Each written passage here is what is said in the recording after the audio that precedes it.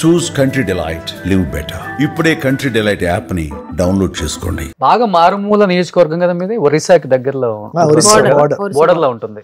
ఎలా ఉంటుంది అక్కడ, అంటే సోర్స్ ఆఫ్ ఇన్కమ్ ఎలా ఉంటుంది, అసలు ఏంటి అసలు చాలా కూడా లాస్ట్ గవర్నమెంట్ లో మీకు ఇచ్చిన శాఖకు అంతా మీరు చేయలేకపోయారు, గిరిజనులు డెవలప్ అవ్వలేకపోయారు, సో దాని మీద అంతగా ఫోకస్ పెట్టలేకపోయారు పుష్ప శ్రీవాణి గారు అనే ఆరోపణ కూడా ఉంది. కాబట్టి మీ మీద ఏంటి అసలు ఓవరాల్ గా ఎలా ఉంటుంది నియోజకవర్గం కానీ, లేకపోతే మీ జనరల్ గా అండి ఆరోపణలు వేరు, వాస్తవాలు వేరు.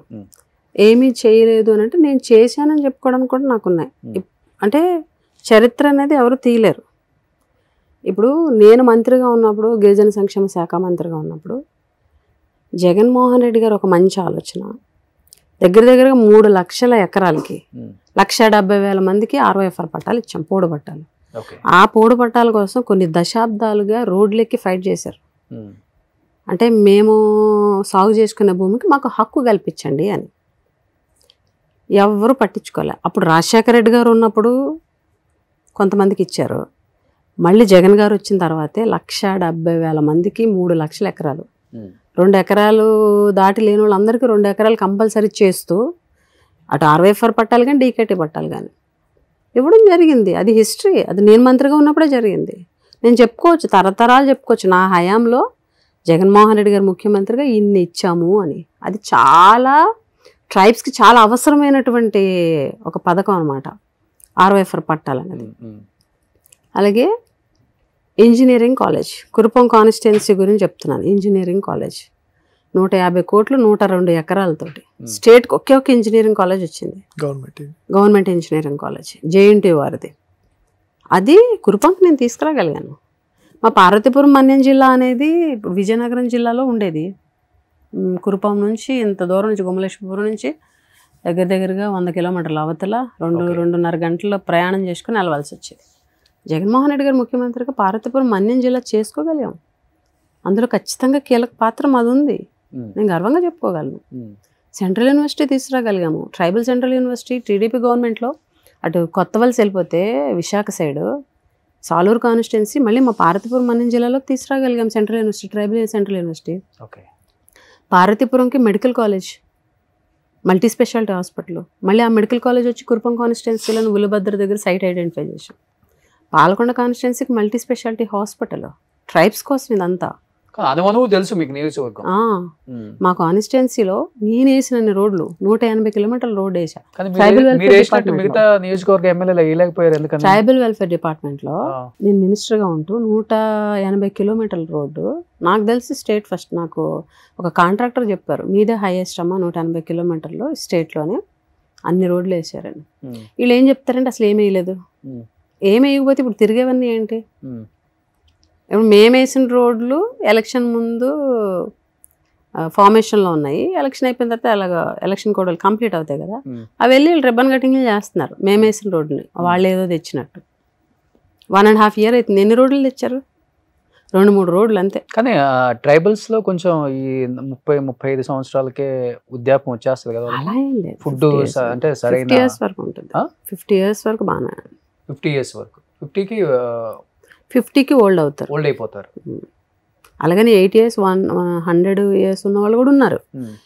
బట్ ఏంటి అని అంటే బయట పీపుల్తో పోల్చుకుంటే చాలా తక్కువ ఏజ్లోనే ఇది అనేది వస్తుంది. అందుకే 50 yearsకి పెన్షన్, ట్రైబల్స్కి 50 yearsకి అందుకే పెన్షన్. జీవన ప్రమాణాలు అనేవి కొంచెం తక్కువ బయటతో పోల్చుకుంటే మా ట్రైబ్స్లో.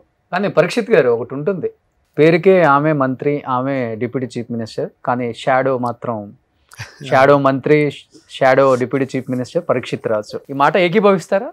చాలా ఏం లేదు, అంటే మీరు అంటున్నారు కానీ అలా ఎప్పుడు అలాంటి ఆరోపణలు ఎప్పుడు రాలా.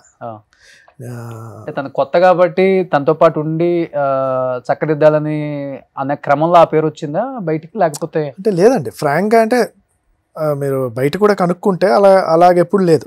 నేను అసలు ఎప్పుడు దాంట్లో కనిపించలేదు కూడా. కేవలం సైన్లు చేయటానికి, రిబ్బన్ కటింగ్లు చేయడానికి, శాల్వాలు కప్పించుకోవడానికి మాత్రమే పదవి, మిగతాదంతా ఆయనే చూసుకుంటారు. అంటే కొంతమంది ప్రతిపక్షం పుట్టించే కానీ నన్ను ఎప్పుడూ చూడలేదు. అండ్ తను చాలా కేపబుల్గా చేసింది నాకు తెలిసి, గర్వంగా. ఇప్పటికి కూడా డెప్యూటీ డెప్యూటీ సీఎం అని అంటే గుర్తొచ్చేది ఫస్ట్ పుష్పశ్రీ అని గుర్తొస్తుంది. అంత బాగా, అంత హుందాగా, అంత పద్ధతిగా, ఎటువంటి ఎవరు వేలు చూపించకుండా పద్ధతిగా చేసుకొని వచ్చారు. ఇక ఇప్పుడు ఒక జనరల్ నొటేషన్ లాగా ఎవరెవరో ప్రతిపక్షం వాళ్ళు భర్త షాడో ఇవన్నీ అంటే మనం దానికి మనం విమర్శలకి అర్థం పర్థం లేని విమర్శ మనం ఏం చెప్తాం. వాస్తవంగా చూస్తే అంతా ఆవిడ చేశారు. నేను దాంట్లో ఇప్పుడు జోక్యం చేస్తాను. నా వరకు ఏంటంటే పార్టీ అధ్యక్షుడిగా పార్టీ పదవిలో ఉన్నప్పుడు పార్టీని ఎలా బలోపేతం చేయాలి అంతవరకే నా తనక పాత్ర. కానీ మంత్రి విషయంలో ఆవిడ విషయంలోని అసలు పాత్ర లేదు. అసలు సెక్రటేరియట్లోని ప్రిన్సిపల్ సెక్రటరీ చాలా మంది ఐఏఎస్ నా మొహం కూడా తెలియదు, నా ఫేస్ కూడా తెలియదు చాలా మంది. పేషి కూడా ఎప్పుడు రాలేదు. ఫస్ట్ 1 month నాకు కొత్త అని చెప్పేసి నాకు తోడుగా వచ్చేవారు, కానీ ఆ 1 month తర్వాత అసలు పేషీలో కూడా ఎప్పుడు లేరు ఆయన. ఎప్పుడు కూడా నేను డిప్యూటీ సీఎం తాలూకా అని చెప్పి ఫోన్స్ కూడా అధికారులు చేసిన సందర్భం లేదు. కాన్స్టిట్యున్సీలో పాపం ఎవరైనా కార్యకర్తలు వస్తే ఇష్యూస్ మీద వస్తే అక్కడ ఉన్నటువంటి కాన్స్టిట్యున్సీలో ఉన్నటువంటి అధికారులకు ఫోన్ చేయడం తప్ప అసలు కలెక్టర్కి కానీ ఎస్పీకి కానీ ఫోన్ చేసిన సందర్భం కూడా లేదు పరీక్షిత్ రాజ్ అనే వ్యక్తి.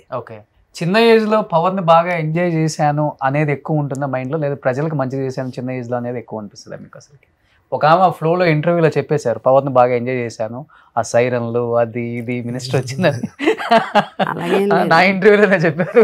బాగా ట్రోల్ అయింది అప్పుడు. పవర్ అయితే పవర్ ఎంజాయ్ చేసేంత పవర్ ఏముందో చెప్పండి.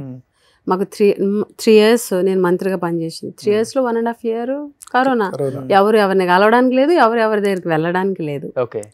ఓన్లీ సర్వీస్ మోటో, గవర్నమెంట్ తరపున సర్వీస్ మోటో తప్ప 1.5 year ఏం లేదు.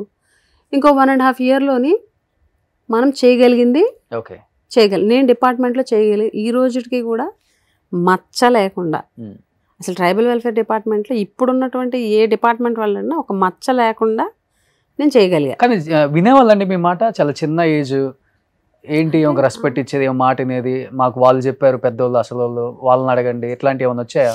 ఎందుకంటే వాస్తవంగా చాలా మంది పోర్ట్ఫోలియోస్ ఇచ్చారే కదా పేరుకి, అంతా కూడా అక్కడి నుంచే రావాలి. ఫ్రీడమ్ ఉంది, ఉందా? ఫ్రీడమ్ ఉంది, జాగ్రత్తగా చేయగలిగాము, సక్సెస్ఫుల్గా చేయగలిగాము. ఇప్పుడు అపోజిషన్ వాళ్ళు పెట్టిందే తప్ప మనం ఏం చేయలేదు, డిప్యూటీ సీఎం ఏం చేసిందంటే చెప్పుకోవడానికి 100 ఉన్నాయి. ఎప్పుడు ఎవరు చేయలేనటువంటి రిఫార్మ్సెస్ కూడా నేను మంత్రిగా ఉన్నప్పుడు నేను చేయగలిగా. నేను ఒకరితో వేలు పెట్టి చూపించుకోవాలా. ఈరోజు గవర్నమెంట్ మారింది, వాళ్ళ గవర్నమెంట్ ఉంది. నేను ఇప్పుడు ఎంత డేర్గా ఎంత ధైర్యంగా విమర్శలు చేయగలుగుతున్నాను అని అంటే అధికార పార్టీ వాళ్ళని నేను తప్పు చేయలేదు. డిపార్ట్మెంట్లో నేను మంత్రిగా పనిచేసి ఇప్పుడు కొత్త వాళ్ళు వచ్చారు, వాళ్ళ గవర్నమెంట్ చెప్పండి పలానా తప్పు చేశారని చెప్పలేరు. ఎవరు వేలు పెట్టి చూపించుకోవాలా, నేను పని చేయలేదు. నా వర్క్ నాకు మంత్రిగా బాధ్యత ఇచ్చారు, ఆ బాధ్యతని 100% సక్సెస్ఫుల్గా ముందుకు తీసుకెళ్ళా. నేను చేయగలిగినంత నేను కంపల్సరీ ట్రైబ్స్కి చేయగలిగాను. సుమన్ టీవీలో మీ పర్సనల్ అండ్ బిజినెస్ ప్రమోషన్స్ కోసం కింది నెంబర్కి కాంటాక్ట్ చేయండి.